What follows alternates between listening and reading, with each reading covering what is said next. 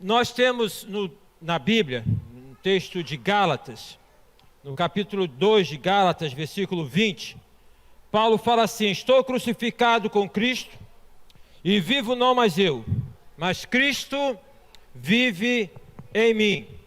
E a vida que eu agora vivo pela fé no Filho de Deus, e a vida que eu agora vivo pela fé no Filho de Deus, que me amou e a si mesmo se entregou por mim. Estou crucificado com Cristo. É uma decisão. A vida, ela é constituída a partir das decisões que nós tomamos. Concordam? Das decisões.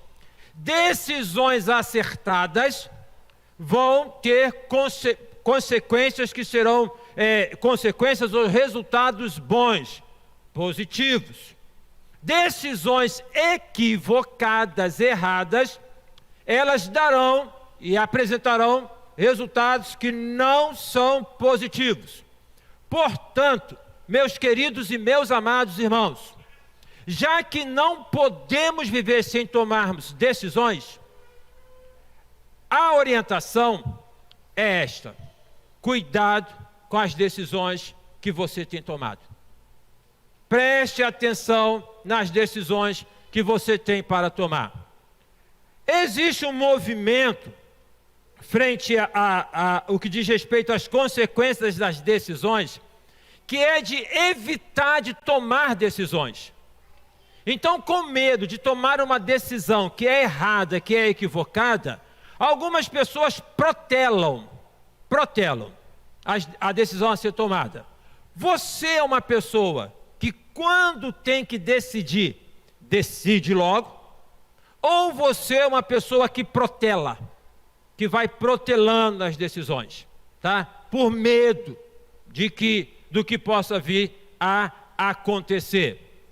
Pois bem, protelar uma decisão, deixar de decidir com medo do que possa vir a acontecer, já é por si só uma decisão.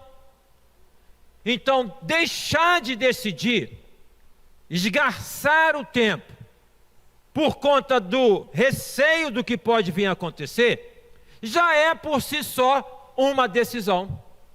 Então, não há como viver sem nós tomarmos decisões. As decisões, precisamos tomá-las à luz da orientação de Deus, do esclarecimento que Deus nos oferece. Das decisões que nós tomamos na vida, e tomamos muitas decisões, a maior decisão é qual? Para você, qual a maior decisão que uma pessoa toma na vida? Qual a maior decisão? Aceitar o Senhor Jesus como Senhor e Salvador. Por que esta decisão é a maior decisão? Por quê? Porque ela diz respeito à nossa vida no aqui e no agora. Então, aceitar ao Senhor Jesus como Senhor e Salvador não é receber uma promissória para descontar no céu. Então, imagina o seguinte, preste atenção. Quem aqui, se caísse em sua conta hoje R$100.000, ficaria satisfeito? Quem ficaria satisfeito? Né, irmã? Todos nós. Não, mas se fosse seu, Gracinha, ela já está duvidando, ó, viu? Mas seu, de direito, 100, caiu lá, ok? Então ficaria satisfeito. Agora, imagina o seguinte, R$100.000, mas fala para você, você tem R$100.000, mas só poderá descontar daqui a 50 anos.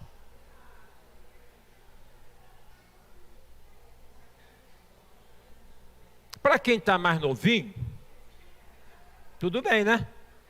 Mas para quem já está nos 60, como eu, muito embora eu entenda que eu vá viver uns 200 anos, então, para quem já está aí nos 50, enfim, o fato é, a partir desta ilustração que não é perfeita, para poder dizer que a salvação é algo que Deus oferece para mim, para você, aqui e agora. Amém? Qual o fundamento bíblico? Jesus Cristo disse: eu vim para que tenham vida e a tenham com abundância. Ok? Então tem tantas adversidades, tem tantos problemas, tem tantas dificuldades, mas já tem um quinhão da graça de Deus. Já é depositado da graça de Deus para mim e para você a cada momento. E aí nós vamos caminhando, ok? Para a eternidade. E aí tem a segunda característica que denota que a salvação é a maior decisão que alguém pode tomar na sua vida. Por quê? Imagina o seguinte: você tem planos. Quem tem planos aqui? Tem planos, tudo. Bons planos. Plano de crescimento. Vamos colocar nessa questão mais financeira, porque isso dá mais brilhinho no olho, né? E aí, então você tem plano de investimento, de fazer isso, fazer aquilo. Imagina a situação de um homem, que a Bíblia conta, que tinha planos também. De derrubar os armazéns que ele tinha, construir bem maiores, e assim ele o fez. E depois ele disse: agora a alma come, bebe, regala-te, porque o que tens, tens para muitos anos. No que Jesus, não é que Deus falou para ele: louco, o que você tem preparado, para quem será? Ou seja, louco, esta noite pedirão a tua alma, e o que você tem preparado, para quem será? Ok? Onde você vai passar a eternidade? Onde você vai passar a eternidade? Está claro para você isso? Isso é uma coisa resolvida? A decisão sua ao lado de Cristo? Tá? Então a segunda característica que denota que a salvação, aceitar Jesus é a maior decisão, é esta: que nós, quando daqui nós partirmos, nós estaremos na eternidade com o Senhor Jesus. Amém? Quantos aqui têm convicção? Quantos que estão conosco têm convicção disso? Se não tem, decida agora. Mas a partir desta decisão, nós temos outras decisões importantes. Casamento é uma decisão importante. A questão da profissão é uma decisão importante. A escolha da moradia é uma decisão importante. E aí poderíamos aqui falar de tantas e tantas outras inúmeras decisões. Então, nós precisamos tomar decisões a cada momento. Agora, a questão é a seguinte: tomaste a decisão acertada, está tudo resolvido? Está certo agora? Tomou, não faz mais nada? Decisões acertadas são sustentadas por atitudes acertadas. Não há como uma decisão acertada prosperar, avançar, se as atitudes não são acertadas. Não são acertadas. Atitude, meus irmãos, é uma posição na vida frente às decisões que nós tomamos. Por exemplo, Rebeca, você que gosta de maratona, de poder fazer essas competições, eu vou tomar a decisão de participar da São Silvestre. Ok. Qual é a atitude? Fazer o treinamento, né? O condicionamento, poder atuar. Porque eu quero perder alguns quilinhos. Não é o meu caso, que já perdi um pouquinho do que eu não deveria perder, mas eu quero perder. Qual é a atitude? Faca na garganta, né? Faca na garganta, ver alimentação, exercício, enfim. Então, decisão busca uma atitude. As atitudes, elas vão sustentar a decisão. Não adianta ter tomado uma decisão acertada se não tem atitudes acertadas. Carlinhos e Eliane, nossos líderes do Ministério com Casais, tudo certo no encontro com casais? Tem vagas? Tem fila de espera? Então tem fila de espera. Vai lá e faz a sua inscrição, mas não ora para o casal desistir. Deixa aqui isso com ele, né? Para acontecer, mas vai lá, para poder fazer. Então, eu falei sobre casamento enquanto uma decisão. Imagina o seguinte: namorados, jovens que aqui estão, a menina, sentimento de amor, e aí tomaram a decisão de casar. A decisão é correta? correta, porque tem sentimento, tem amor. Mas no casamento, depois da decisão, não tem mais atenção, não tem mais diálogo, não tem... E aí, então, a decisão foi certa, mas as atitudes não foram. O casamento, e muitas vezes, ele é o que? Descaracterizado. A decisão ao lado de Cristo é a maior decisão. Aceitei a Jesus como Salvador, amém? Quais são as atitudes que são requeridas a esta decisão? Quais são as atitudes? Eu aceitei a Cristo como Salvador, você aceitou, e agora quais são as atitudes? Ler a Bíblia, orar, ou seja, cultivar a vida devocional, participar dos cultos. Vocês acham que isso é importante? Acha? Por que é importante? Porque a pessoa que não se envolve, ela fica como que uma brasa fora do braseiro. Então, cultivar a vida devocional, orar, participar, né, dos cultos, exercitar os dons espirituais, isso é importante? É importante exercitar os dons espirituais? Sem dúvida, porque senão fica como espectador. Então Deus tem dado dons para você. Você entende isso? Compreende isso? Deus confere dons, oportunidades para o serviço. Pois bem, decisão é importante, mas o que sustenta uma decisão são atitudes. Neste texto aqui de Gálatas 2:20, Paulo fala: eu estou crucificado com Cristo, e vivo não mais eu, mas Cristo vive em mim. E a vida que eu agora vivo na carne, vivo-a na fé do Filho de Deus, que se entregou por mim. Contexto é o seguinte: se você ler este capítulo, você observará que Paulo ali até cita uma experiência com Pedro, em que ele resiste Pedro cara a cara por uma postura de legalista, ou seja, uma decisão e uma ação que não coadunava. Paulo, dentro desse contexto, falando aos Gálatas que a decisão acertada é a partir da vida entregue ao Senhor Jesus, que não tem nenhum outro evangelho, não tem nenhum outro evangelho. Ele agora coloca o seguinte: eu estou crucificado com Cristo. Isso é uma decisão. Estou crucificado com Cristo. Crucificado com Cristo, ou crucificar-se com Cristo, é da perspectiva de poder anular, ou de permitir que o Espírito Santo vá sobressaindo em nós, para que o nosso ego não sobressaia. Porque nós temos um ego, o ego que diz respeito às vontades, aos nossos desejos, está dentro de cada um de nós. E aí Paulo diz, então, a minha decisão é ficar crucificado com Cristo. E a consequência agora, eu não vivo mais eu, mas Cristo vive em mim. O que você acha disso? O que você acha de Cristo vivendo na sua vida? O que você acha? Cristo na tua vida, Ele vai te orientar. Quando você tiver que tomar uma decisão, para lá ou para cá, Ele vai te orientar. Cristo na tua vida, Ele vai te sustentar. Quando vier aquele vendaval que sai espalhando tudo, Ele vai te sustentar. Cristo na tua vida, Ele vai te proteger. Quando alguém vier para te dar uma rasteira, quando o inimigo vem para poder abocanhar, Ele vai te proteger. O que você acha disso?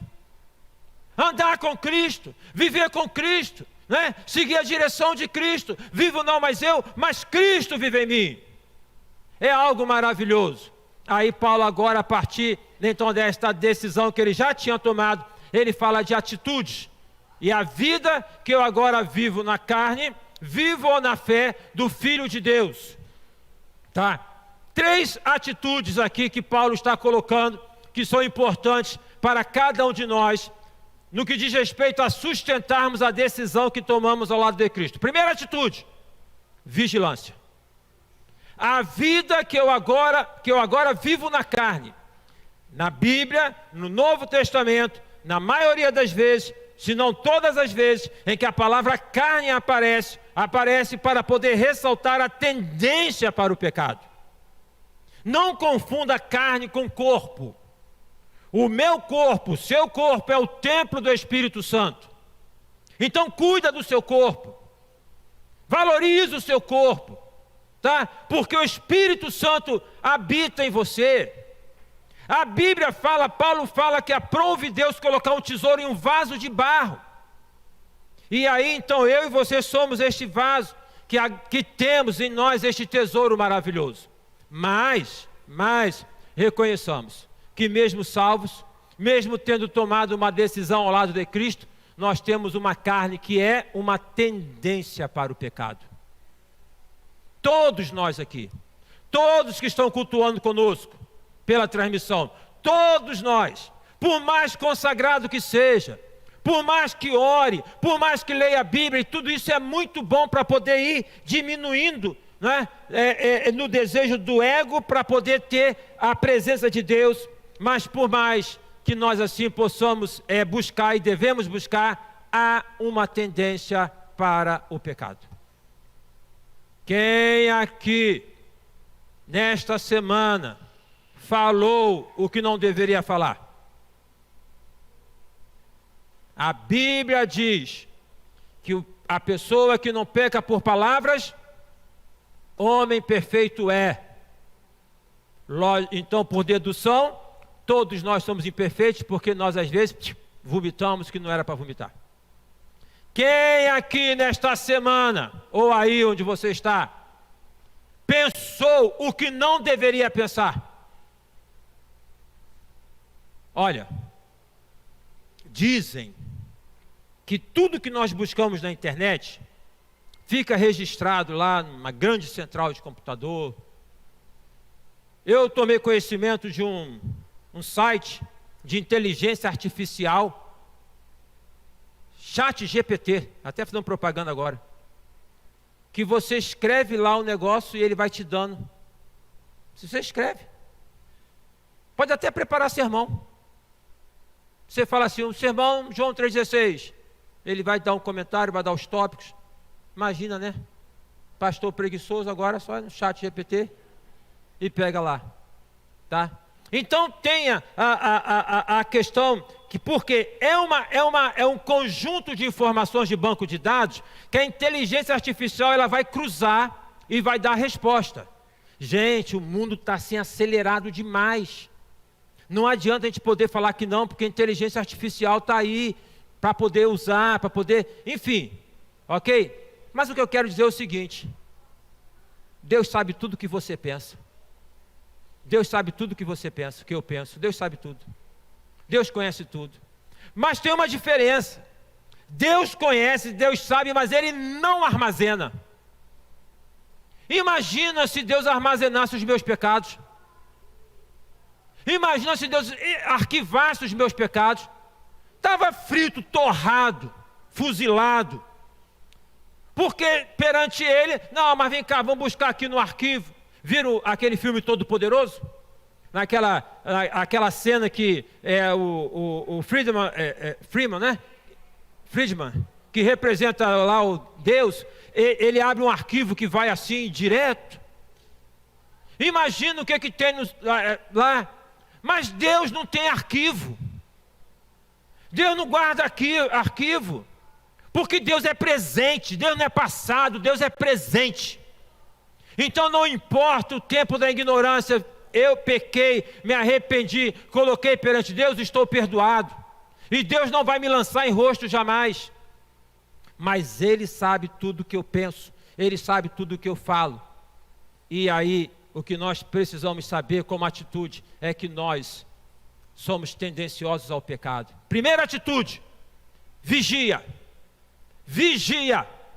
O Senhor Jesus Cristo disse para os discípulos no Getsêmani: vigiai e orai, porque o espírito está pronto, mas a carne é fraca. Ou seja, a nossa tendência. Primeira atitude, vigia. A segunda atitude, Paulo fala: e a vida que eu agora vivo na carne, vivo-a na fé.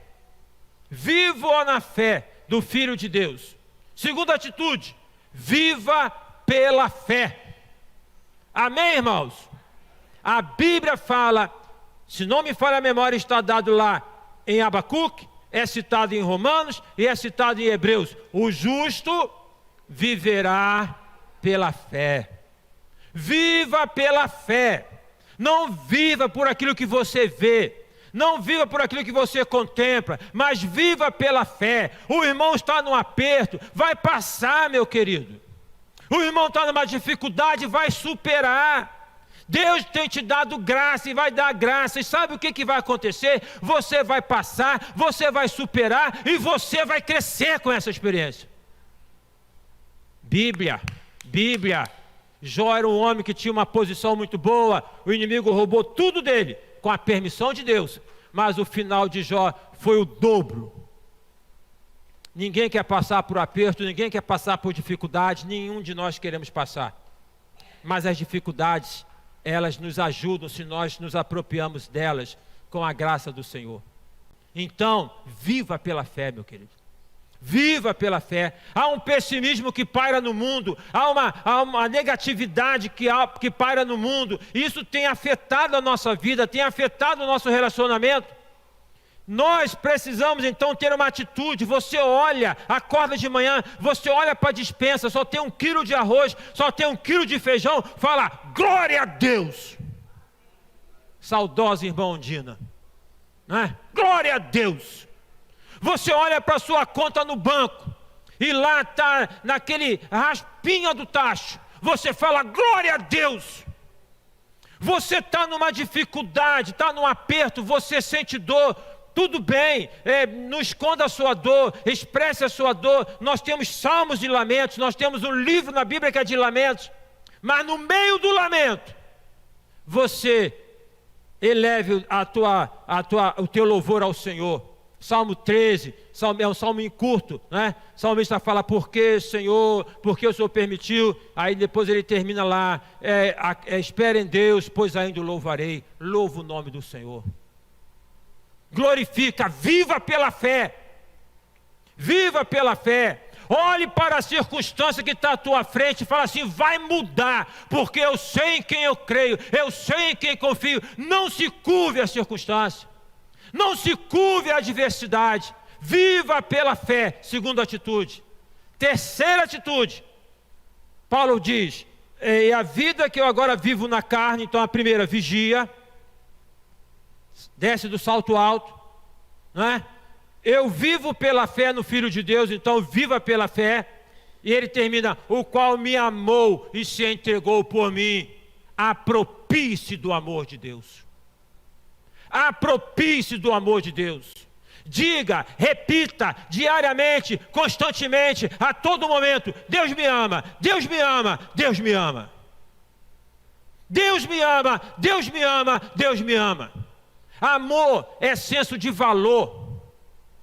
Quando nós, num relacionamento, nós não somos correspondidos, a tendência é que nós nos desvalorizemos.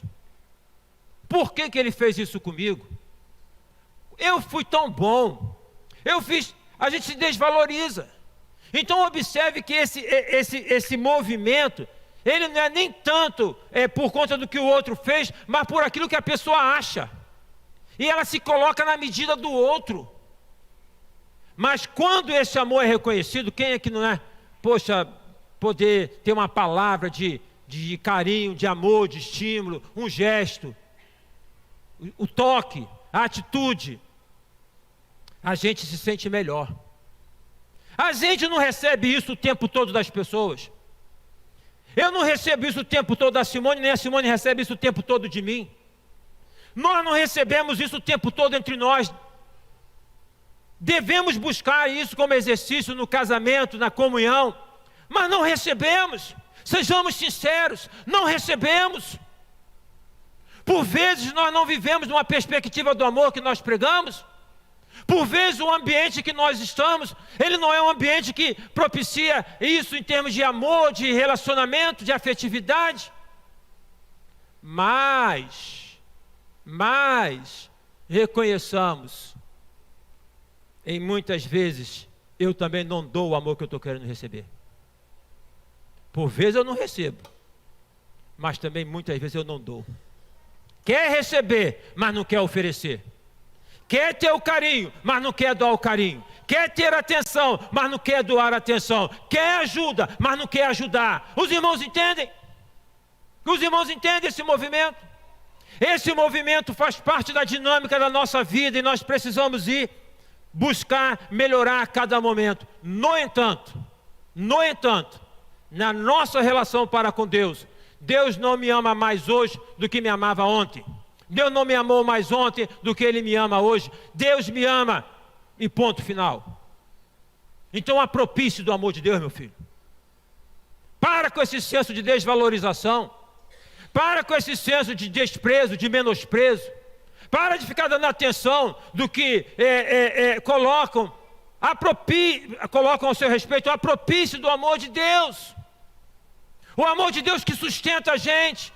O amor de Deus que renova a gente. O amor de Deus que faz com que nós possamos ver a beleza na vida. É o amor de Deus que faz com que nós possamos ter singeleza na vida. É o amor, meus irmãos.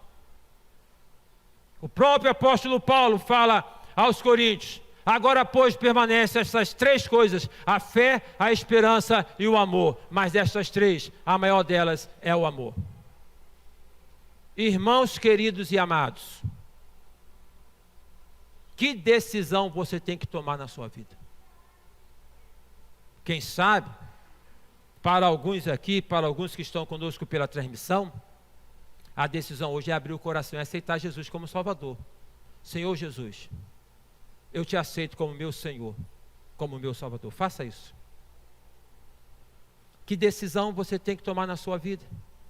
Quem sabe, seja a decisão que Davi tomou, quando disse: contra ti somente pequei, e fiz o que teus olhos parecem ser mal.